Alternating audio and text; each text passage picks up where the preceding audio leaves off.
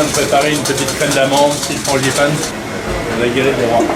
On a mis du beurre qu'on a pommadé, le sucre glace qu'on ajoute progressivement pour faire comme une pommade, pour faire une crème de beurre et de sucre glace. On ajoute la poudre d'amande, on va ajouter les œufs.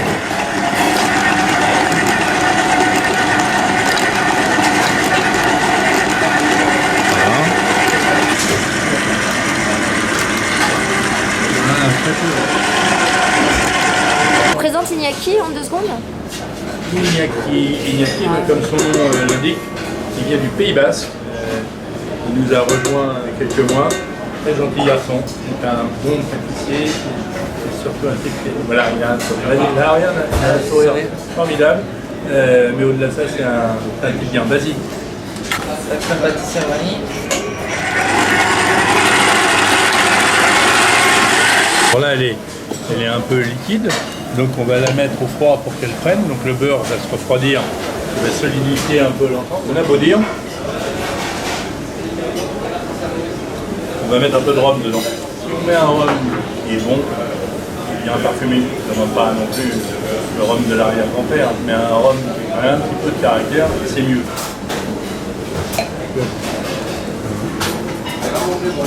Je vais mettre un peu. Et celui-là, je vais laisser refroidir. Et ça va être nickel.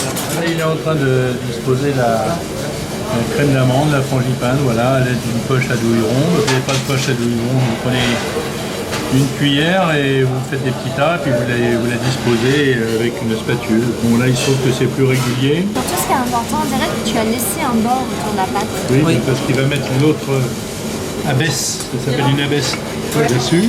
Il met sur le bord un petit peu de jaune d'œuf, comme ça, il va poser l'autre abaisse dessus, à l'aide des doigts, il va appuyer pour coller la pâte. T'as pas une fraise là? Non. Un haricot? J'ai cherché à l'époque, ils n'ont pas. Voilà. J'évite de mettre la crème d'amande, qu'elle se décolle, qu'elle s'en va. D'accord. Donc, on va tout autour. Donc, tu mets pas la crème d'amande. Et il va la retailler parce qu'on a le sens du... Mais comme elle va se déformer un peu de la cuisson, je veux que le travail soit très bien fait. Voilà. Mon artiste fait le chic les bords. Exactement. Je pense le couteau, je relève un peu et j'appuie avec le doigt en fait. D'accord. Voilà. Donc maintenant, il va la passer au jaune d'œuf. Alors souvent on délaye le jaune d'œuf avec un tout petit peu d'eau parce que ça le rend plus fluide. Partant du milieu. Voilà. Et là, on dessine. Il dessine comme des rayons qui tournent tout autour à partir du milieu, donc sur la galette.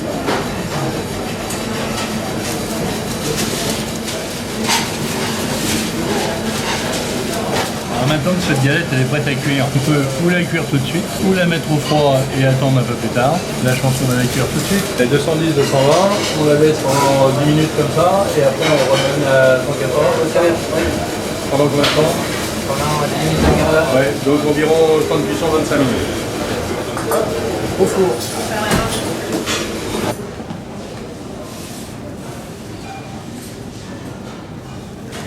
Belle cette galette.